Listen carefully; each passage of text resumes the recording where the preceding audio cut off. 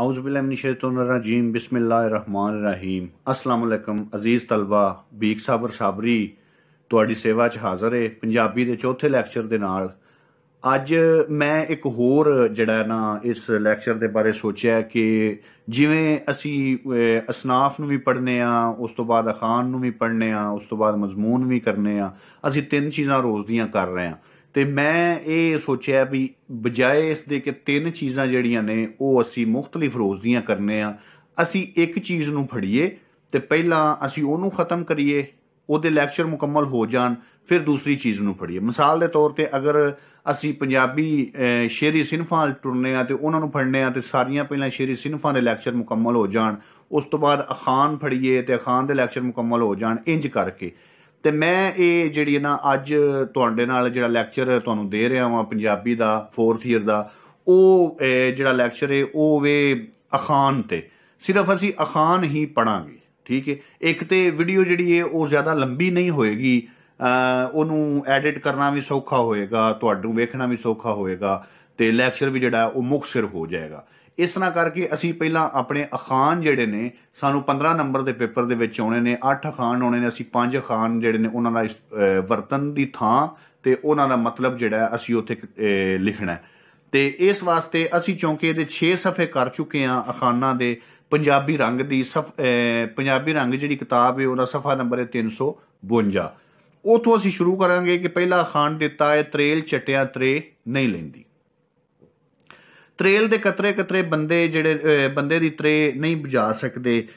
मतलब कि जदों कोई बंदा बहुत ज़्यादा कंजूस हो जाता है, बहुत ज़्यादा उहदे विच कंजूसी का अंसर पाया जाता है, वो जिहड़ा है वो कम खर्च होंदा है, तो उत्थे जिहड़ा ना वो ये अखान बोलिया जाता है कि बहुत अपने बोझे ते जिहड़ा वो हथ रख के बड़े कंजूसी नाल जिहड़ा वो काम करदा है, खर्चा करदा है, तो उत्थे अखान बोलिया जाता है कि त्रेल चटिया त्रे नहीं लेंदी जी। तो इस तरह दूजा अखान है कि तेल जट्टी दा ते घ्यो हट्टी दा। त्रेल जट्टी दा ते घ्यो हट्टी दा। पुराने जमाने दे विच ये किहा जांदा सी, ये बोलिया जांदा सी कि जिहड़ा तेल हट्टी दा हुंदा सी, दुकान तो जिहड़ा तेल लभदा सी वो खालस हुंदा सी, ते जिहड़ियां जट्टियां घर दुੱਧ इकट्ठा करके उन्हां नूं जाग ला के जिहड़ा मक्खण घ्यो कड्ढदियां सन वो खालस हुंदे ने। हुण दे दौर दे विच ते कोई चीज़ भी जिहड़ी है वो खालस नहीं रही। मतलब कि अगर घ्यो देसी है तो उहदे विच भी मिलावट है, जे अगर दुकान तो कोई घ्यो असीं लैंदे आ तो उहदे विच भी मिलावट है। ये पुराने जमाने च अखान बोलिया जाता सी कि तेल हट्टी दा ते घ्यो जट्टी दा। इस तरह टुर सक्का ना ते फिटे मूँह गोडियां दा। ये अखान कमज़ोर लोग जिहड़े हो जाते हैं, गिट्टियां गोडियां तो रह जाते हैं, तो उन्हां वास्ते टुरना बड़ा मुहाल हो जाता है, मुश्किल हो जाता है, औखा हो जाता है। वो जिहड़े ने टुर सकते नहीं तो वो फिटक पाते हैं अपने गोडियां ते, जिहड़े उठण जोगी नहीं रही तो वो इहदे विच हुण अजामां दा ते कसूर नहीं, एक उम्र का तकाजा हुंदा है। अल्लाह तआला दी कुदरत जिहड़ी है उहदे वल्लों ये काम हुंदा है कि इंसान जिहड़ा है वो टुर नहीं सकदा। जो टुर नहीं सकदा तो फिर फटकार पाण दा ते फायदा कोई नहीं हुंदा। ये उत्थे अखान बोलिया जाता है कि टुर सक्का ना ते फिटे मूँह गोडियां नाल। उठ के कोई काम काज ना करना, ना उठना, हर वेले लम्मिया पिया रहना, उत्थे अखान बोलिया जाता है। ठुल्ले कपड़े हंडदे चंगे। ठुल्ले कपड़े मतलब मोटे कपड़ियां दे बारे ये दस्सिया गया कि मोटे कपड़े भावें सादे हुंदे ने, बिल्कुल सिंपल जिहा हुंदे ने, लेकिन वो हंडदे चंगे ने, वो देर पा हुंदे ने। तुसां वेखो अगर कोई जिहड़ा किसी दे कोल कोई गर्म सूट है, मोटा सूट है, तो वो जिहड़ा उहनूं छोटा हो जाता है, तंग हो जाता है, लेकिन वो पाटदा नहीं, तां ही उहदा खाड़ा छड्डदा जदों छोटा हो जाता है। तो जिथे पई फुट उत्थे पई लुट, ना तफाकी जिथों पैदा हो जाती है उत्थे फिर तहस नहस हो जाती है। खान उत्थे बोलिया जाता है कि अमूमन भरावां दे विच जिहड़ा है वो फुट पै जाती है, एक दूसरे नाल लड़ाई हो जाती है, ना तफाकी पैदा हो जाती है, तो वो जिहड़े ने उत्थे ये खान दिता जाता है कि जिथे पई फुट उत्थे पई लुट, उत्थे लुट मार शुरू हो जाती है। हर एक नूं अपनी अपनी पै जाती। जदों इतफाक हुंदा है तो कोई अख चुक के नहीं वेंदा किसी अल, लेकिन जो ना तफाकी पैदा हो जाती है उदों फिर 100 किस्म का डर खौफ जिन च पैदा हो जाते हैं, तो इंसान की हर शै लुट्टी जाती। जिन्ना खादियां गाजरां ढिड उन्हां दे पीड़, मतलब जिन्ना बुरा किया उन्होंने बुरा होगा, जिन्ना ज्यादती की उन्होंने, क्योंकि मकाफाते अमल है कि इंसान जैसा करोगे वैसा भरोगे। तुसी गल ये भी जरबुल मिसल सुनी होनी है कि जिहड़ा गलत काम करते हैं नुकसान भी उन्होंने ही उठाना पैंदा है। जिन्नी गोडी उन्नी डोडी, जिन्नी मेहनत किसी काम उत्ते कीती जांदी है, जिन्नी मेहनत किसी काम उत्ते कीती जांदी है ओदा उन्ना ही सोहना जिहड़ा फायदा भी हासिल होंदा है इंसान नूं, उन्नी ज्यादा जिहड़ी है ओहदे विच बरकत पै जांदी है। लिहाजा मेहनत करने वाला अल्लाह ताला दा दोस्त, अल्लाह ताला ने जिहड़ा है ओनू जरूर ओहदा फल दिंदा है मेहनत दा, कि जिन्नी गोडी उन्नी डोडी। जिहड़ा बोले ओही कुंडा खुले, जिहड़ा किसी काम दी दस पावे ਉਹ ਕੰਮ ਉਹਨੂੰ ਹੀ ਅਮੂਮਨ ਕਰਨਾ ਪੈ ਜਾਂਦਾ ਹੈ। ਇਹ ਅਮੂਮਨ ਸਾਡੇ ਵਿੱਚ ਰਿਵਾਜ ਲਗਾ ਹੁੰਦਾ ਹੈ ਕਿ ਜਿਹੜਾ ਕੰਮ ਜਿਹੜੀ ਕੋਈ ਦੱਸ ਪਾਉਂਦਾ ਹੈ ਵੀ ਫਲਾਣੀ ਥਾਂ ਤੇ ਜੀ ਫਲਾਣਾ ਬੰਦਾ ਹੈ, ਤੇ ਹੁਣ ਫਰਜ਼ ਕਰੋ ਫਲਾਣੀ ਥਾਂ ਤੇ ਜੀ ਫਲਾਣਾ ਬੰਦਾ ਤੇ ਉਹ ਦਮ ਕਰਦਾ ਹੈ ਤੇ ਪੀੜ ਵੱਲ ਹੋ ਜਾਂਦੀ। ਇਹ ਫਿਰ ਜਿਹੜਾ ਦੱਸ ਪਾਉਂਦਾ ਹੈ ਤੇ ਜਿਹਨੂੰ ਪੀੜ ਹੁੰਦੀ ਏ ਉਹ ਦੱਸ ਪਾਉਣ ਵਾਲੇ ਦੇ ਪਿੱਛੇ ਟੁਰ ਪੈਂਦਾ ਹੈ ਕਿ ਤੂੰ ਹੀ ਮੈਨੂੰ ਲੈ ਕੇ ਚੱਲ, ਤੂੰ ਮੈਨੂੰ ਦੱਸਿਆ ਤੇ ਤੂੰ ਹੀ ਮੈਨੂੰ ਲੈ ਕੇ ਚੱਲ ਉਸ ਥਾਂ ਤੇ, ਮੈਨੂੰ ਵਹਾ, ਮੈਨੂੰ ਕੋਈ ਨਹੀਂ ਪਤਾ ਉਸ ਜਗ੍ਹਾ। ਅੱਛਾ ਜੀ, ਜਿਹਨੂੰ पूछो फड़ा उठाया उस जोतरा कदों लाया। अगर नाल बंदे नूं किसी काम लाया जाए तो वह काम कदे सिरे नहीं चढ़ता। पूछ लो फड़ के जिन्हों उठाना है, जिन्हों आप कणस नहीं, जिन्हों आप इस गल का जिहड़ा वो वैरवा नहीं कर सकता कि काम मेरे करने वाला है, तो जिन्हों पूछल तो फड़ के उठाना है उस फिर काम दे विच सानूं नफा किहड़ी गल दा होना। जिहदे ढगे माड़े उहदे करम भी माड़े।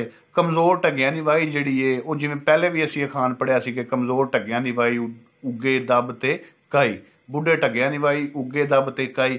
ये कमज़ोर ढग्गियां दे जिहदे कोल ढग्गे कमज़ोर होंदे ने वाही बीजी करन वास्ते, ओहदे जिहड़े नसीब होंदे ने वो भी कमज़ोर होंदे ने, ओहदे लेख भी माड़े होंदे ने, उहदी सिद्ध नहीं लगदी जी। तो ये सन सफ़ा नंबर 352 ते 353। अगे साडे कोल आ जांदा है सफ़ा नंबर 354।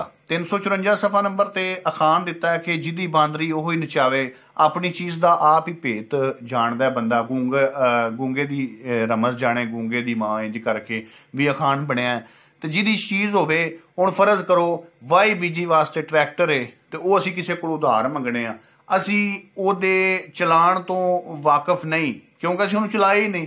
तो जिहड़ा उहनूं चलाण वाला उहदा मालक है वो ही उहदी बरीकियां जानदा भी इत्थों इंज करिए तो ये साऊ रवेगा। हो सकदा साडे कोल उत्थों इंज ना होवे ते असीं जिहड़े आ वो कोई होर नुकसान कर बवीए। जिन्हों रब रखे उन्होंने कौन चखे, जिहदे उत्ते रब ताला दा फजल होवे उहनूं दुनिया की कोई चीज़ नुकसान नहीं पहुँचा सकती। इसे वास्ते ये खान उदों बोलिया जाता है कि रब का फजल मंगिया जाता है कि अल्लाह ताला सारियां उत्ते रहम करम फरमाए, अपना फजल फरमाए, तो जिहदे उत्ते फजल हुंदा है उन्होंने फिर कोई भी दुनिया की चीज़ जी नुकसान नहीं पहुँचाती। चाकरी विच नाबरी की, जदों किसी की नौकरी कर लीए फिर किसी हुक्म तो इनकार किवें कर, नौकर की ते नखरा की। अमूमन तुसां खान सुनिया होना नौकर की ते नखरा की। चाकरी जिहदी कर लीए, जिहदी नौकरी कर लीए, उहदे अगे फिर उच्चा नहीं बोलीदा, उहदा हर हुक्म मनना पैंदा इंसान वास्ते। चिड़ियां दी मौत ते गुआरां दा हासा, बेवकूफ ते नदान लोग हासे बखेड़े विच ही दूजियां दा नुकसान कर जांदे ने कि अगले जिहड़े ने वो सारी उम्र स्यापे ते पै रहिंदे ने। यह खान उदों बोलिया जाता है चिड़ियां दी मौत ते गुआरां दा हासा कि एक तुहाडे विच अकल शऊर नहीं, किसी बंदे विच अकल शऊर नहीं, तो वह नादानी दे विच अगले दी भावें कार दा शीशा तरोड़ जाए, ठीक है, तो वह तरोड़ के भी वो जिहड़ा उहदे उत्ते उहनूं मलामत नहीं हुंदी, वो पशेमान नहीं हुंदा, शर्मिंदा नहीं हुंदा। उल्टा वो की करदा है, वो हस के गल गवा छड्डदा है, चलो जी ठीक है हस पे, वो तरोड़ के भी हस पैंदा है। उल्टा उन्हां तो माफ़ी मंगण ते या उन्हां दा नुकसान पूरा करन ते वो जिहड़ा वो ताड़ियां मार के हस छड्डदा।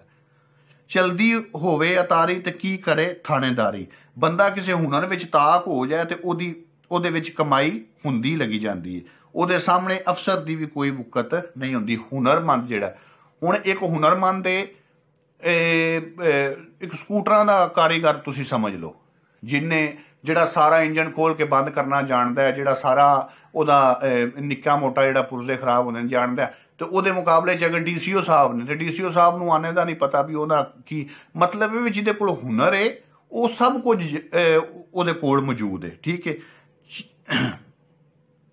अच्छा जी, ये सन 354 सफ़ा नंबर तक 3 सफ़े खाना दे।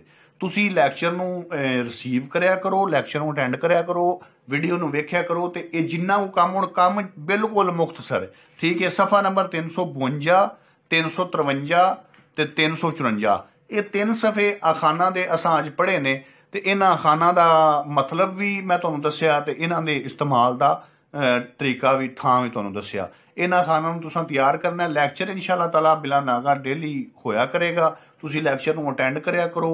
YouTube ਤੇ ਲਿੰਕ ਜਿਹੜਾ ਮੈਂ ਤੁਹਾਡੇ ਗਰੁੱਪ ਵਿੱਚ ਸੈਂਡ ਕਰਨਾ ਉਹਨੂੰ ਵੇਖਿਆ ਕਰੋ, ਕਮੈਂਟਸ ਕਰਿਆ ਕਰੋ। ਜਿਹੜੀ ਗੱਲ ਦੀ ਨਾ ਸਮਝ ਆਈ ਹੋਵੇ ਚੈਨਲ ਨੂੰ ਵੀ ਸਬਸਕ੍ਰਾਈਬ ਕਰੋ। ਤੇ ਇਹਨਾਂ ਤੁਹਾਡੇ ਜਿਹੜਾ ਲੈਕਚਰ ਹੈ ਇਸ ਤੋਂ ਹਟ ਕੇ ਵੀ ਤੁਹਾਨੂੰ ਮਜ਼ੀਦ ਇੰਟਰਟੇਨਿੰਗ ਵੀਡੀਓਜ਼ ਜਿਹੜੀਆਂ ਨੇ ਉਹ ਮੇਰੇ ਚੈਨਲ ਤੋਂ ਤੁਹਾਨੂੰ ਲੱਭਣਗੀਆਂ। ਤੇ ਅੱਜ ਦਾ ਲੈਕਚਰ ਸਾਡਾ ਮੁਕੰਮਲ ਹੁੰਦਾ ਹੈ। ਅਗਲੇ ਲੈਕਚਰ ਨਾਲ ਇਨਸ਼ਾਅੱਲਾ ਮਿਲਾਂਗੇ ਕੱਲ। ਬੀਕ ਸਾਬਰ ਸਾਬਰੀ ਨੂੰ ਇਜਾਜ਼ਤ ਦਿਓ। ਰੱਬ ਰਾਖਾ।